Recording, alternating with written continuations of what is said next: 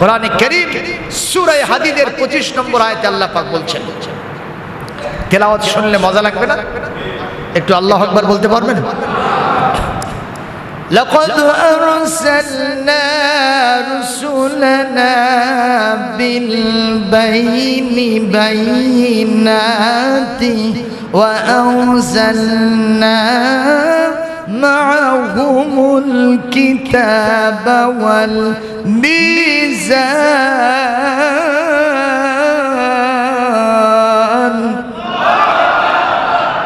মা'আহুমুল কিতাবা ওয়াল মিজান লিয়াকুমান নাসু বিল কিসতি ওয়া আনজালনাল হাদীদ وأنزلنا الحديد فيه بأس شديد ومنافع للناس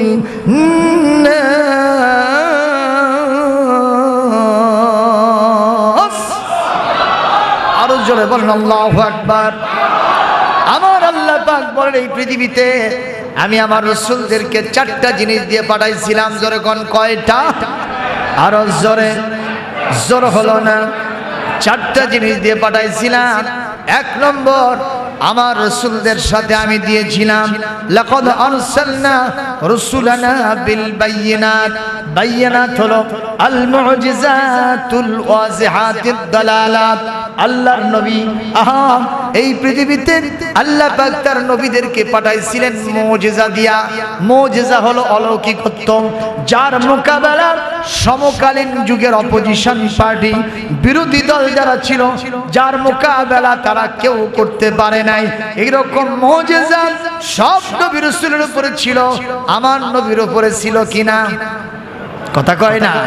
আমার নবীর উপরে 1 নয় 2 নয় 3500 মুজিজা আল্লাহ পাক নাজিল করেছিলেন। যার শ্রেষ্ঠ মুজিজা, পৃথিবীর সব নবী বিদায় হয়ে গেছেন, মুজিজাগুলো তার সাথে সাথে বিদায় হয়ে গেছে, কিন্তু আমার নবী আজ থেকে 1500 বছর পূর্বে তিনি চলে গেছেন কবরের ভিতরে। তারপরেও 3500 মুজিজার শ্রেষ্ঠ মুজিজা যেটা, আওয়াজ দিয়ে বলেন নামটা কি? সব নবী বিদায় হয়েছে, মুজিজা বিদায় হয়েছে, আমার নবীর শ্রেষ্ঠ মুজিজা কোরআন কারীম এখন পর্যন্ত আছে না নাই? জোরে কোন আল্লাহু আকবার। এটা হলো শ্রেষ্ঠ মুজিজা। সুবহানাল্লাহ জোরে বলেন। আল্লাহ পাক বলেন, নবীদেরকে আমি মুজিজা দিয়েছি। 2 নম্বর, আমি তাদের সাথে কিতাব নাজিল করেছি।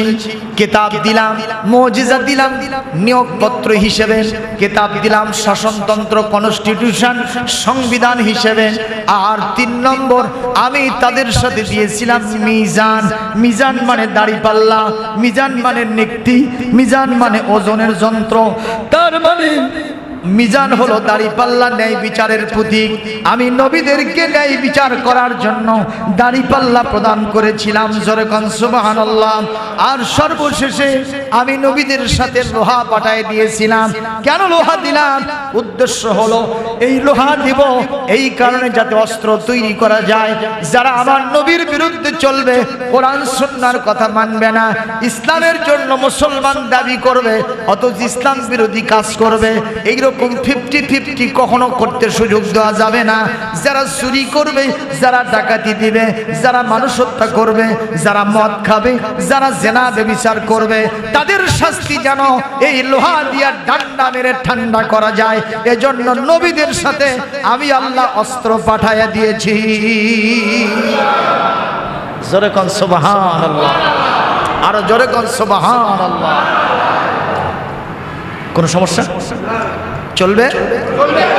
এখন নবীজি বললেন, বাবা ওকাশারে, আমি ন্যায় বিচারের প্রতি হাজারো যদি চেষ্টা করো, আমাকে তুমি এখান থেকে নিবৃত্ত করতে পারবা না। ন্যায় বিচার করেই ছাড়বো। সুবহানাল্লাহ।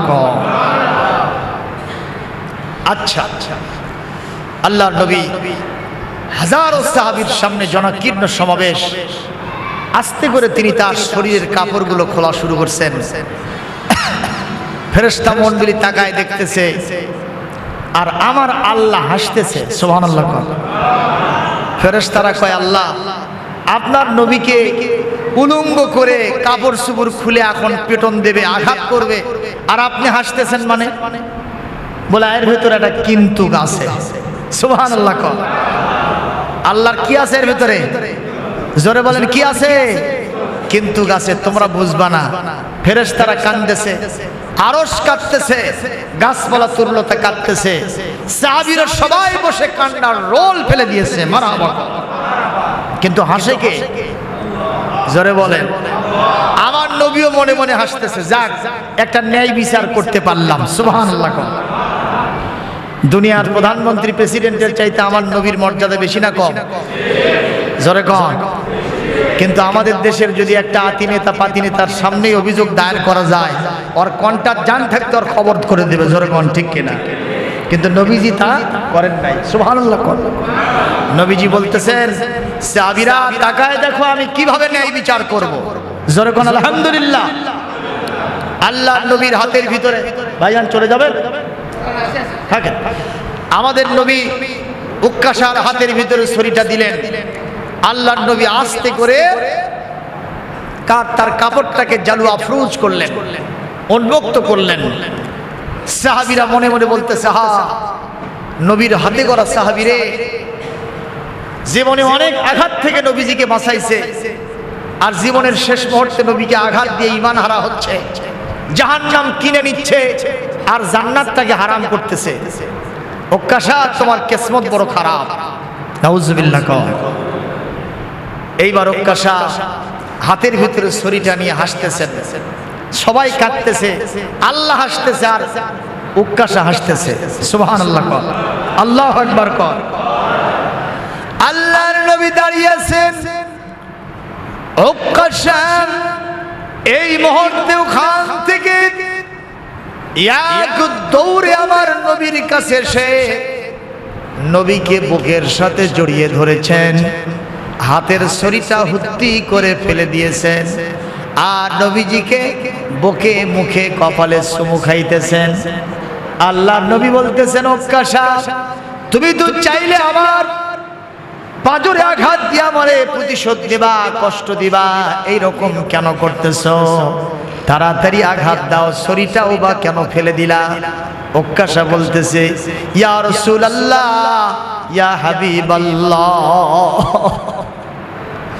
আমি আপনার হাতের গড়া সাহাবী, এই দুনিয়াতে সুন্দর সুন্দর কি জিনিস চিনতে পারতাম না, আপনার বদৌলতে আপনাকে চিনতে পেরেছি, দুনিয়া আখিরাত বুঝতে শিখেছি, সত্য সুন্দরের পথটা অবলম্বন করেছি। ইয়া রাসূলুল্লাহ, ইয়া হাবিবাল্লাহ, আমরা আপনাকে আঘাত দিয়ে কষ্ট দিব, এটা আপনি কেমনে বুঝলেন? আপনার কদম চুমতে পারলে তামাম পৃথিবীটা ধন্য হয়, আর আপনাকে আমি আপনার হাতে গড়া সাহাবী এই ছুরি দিয়া পান্টি দিয়ে আঘাত দিয়ে কষ্ট দেবে, এটা আপনি কেমনি বুঝলেন?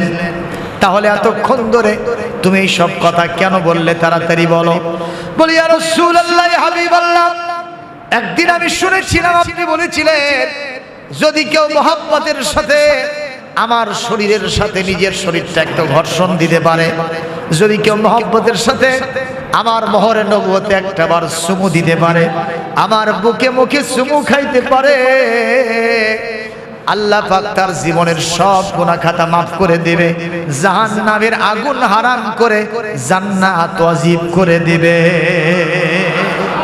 অনেক দিন ধরে আমি চান্স নিচ্ছিলাম, সুযোগ সন্ধানী ছিলাম, এতই সাহাবীদের ভিড়, দৌড়ে গিয়ে আপনার সামনে গিয়া তারা খেদমত আঞ্জাম দেয়, মুসাফা মুআনাকা করে, আমাদের জন্য সুযোগ হয় না।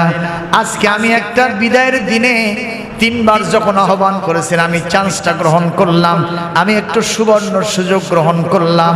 আজকের দিনে আমি নবীজিকে এই কথার মার পিছে আমার কাছে নিব, নবীজিকে আমার বুকের সাথে বরণ করে নিব, আমি তার বুকে মুখে চুমু খাবো, আর মোহরে নবুয়তে মহব্বতের সাথে একটাবার চুমু দিব, যাতে আমার জাহান্নামের আগুন হারাম হয়ে যায়। আরো জোরে কন্যা আল্লাহু আকবার, আরো একটু জোরে বল আল্লাহু আকবার। আবার নবী আনন্দ রাতে শুনছে, তিনি চোখ থেকে দরদর করে পানি ছেড়ে দিয়ে বললেন, ও আমার সাহাবীরা, আমার উৎকর্ষা আজকে যে আমলটা করেছে, আজকে যে আমার সাথে ভালোবাসা মহব্বত প্রদর্শন করেছে, এর মাধ্যমে তোমাদের সবার আগে জান্নাত তার জন্য ওয়াজিব হয়ে গেছে। একটু জোরে কোন আল্লাহু আকবার, আরো জোরে কোন আল্লাহু আকবার। তাহলে এই পৃথিবীতে ইনজাস্টিস করা যাবে না, অন্যায় অবিচার করা যাবে না, সব সময় ন্যায় বিচার করতে হবে। আজকে ন্যায় বিচারের বাণীটা যেন নিভৃতে কাঁদতেছে, জোরে কোন ঠিক না বেঠিক? আইন আদালত সব আছে, কিন্তু ন্যায় বিচার আউট হয়ে গেছে, ঠিক কিনা? পরিবারের প্রধান হিসেবে আমি আমার ছেলে আর মেয়ের ভেতরেও জাস্টিস করতে পারি না। আমি ছেলেকে জিতাই আর আমার মেয়েকে আমি ঠকাই, আছে না নাই? বাবা হজ করতে যাবে, 10 বিঘা সম্পত্তি বন্টন করতেছে, মেয়েকে ডেকে নিয়েছে, ওই পাঠা মার্কা বেটাটাকেও ডেকে নিয়ে বলতেছে, বাবারে ও আমার মা, তোমাকে আমি বিবাহ শাদী দিয়েছি, লেখাপড়া করাইছি, বিয়ে শাদীতে ডিমান্ড দিতে হয়েছে মা, তোমাকে মানুষমান করতে অনেক কাঠখড়ি করাতে হয়েছে মা, আমার 10 বিঘা সম্পত্তি 1টা বিঘা আমি তোমাকে দেব মা, আর তোমার ভাইকে আমি একটু 9 বিঘা দেব মা। আপনারা বলেন ন্যায় বিচার না অবিচার? জোরে কোন ন্যায় বিচার না অবিচার? এই কথা বলে মেয়েটাকে যখন ঠকাইছে, যদি মানুষটা কাউয়ার জাত হয়, আসল যদি মেয়ে না হয়, বাপ যখন ওরাসত বন্টন করলো,